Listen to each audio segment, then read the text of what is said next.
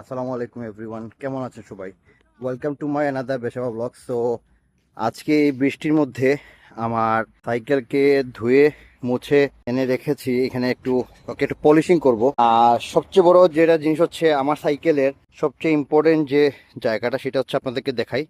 এটা হচ্ছে আমার RX 100 জেড বিমানের ককপিট।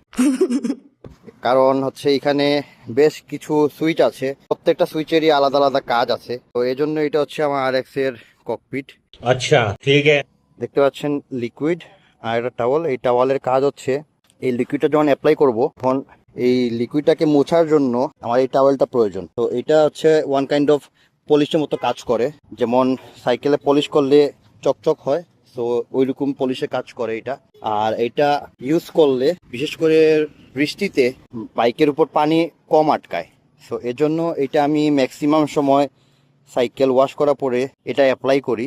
তো এটা আমার জন্য অনেক হেল্পফুল।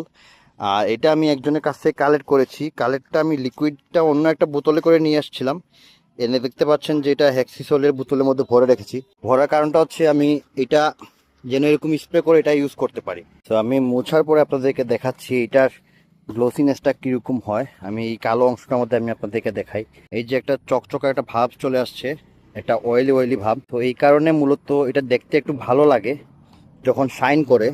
আর এটা মোছার পরে যে গ্লেজটা হয়, এই গ্লেজটাও দেখতে ভালো লাগে। যে কয়েকদিন থাকলো ওই কয়েকদিনই আপনার দেখতে একটু গ্লোসি গ্লোসি একটা ভাব আসে, শাইন একটা ভাব আসে। তো এই কারণে আমি এটা মাঝে মধ্যে অ্যাপ্লাই করি আমার সাইকেলের মধ্যে, যেন যতই পুরনো হোক চকচকা একটা ভাবটা থাকবে।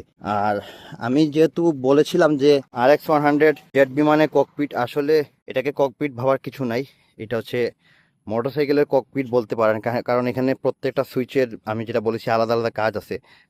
তো কেউ ভাববেন না এটা আসলে যে বাংলার জেট বিমান। এটা আসলে জেট বিমান না, এটা হচ্ছে RX 100, one kind of jet বিমানের মতোই, পিছন দিয়ে ধোঁয়া ছাড়ে।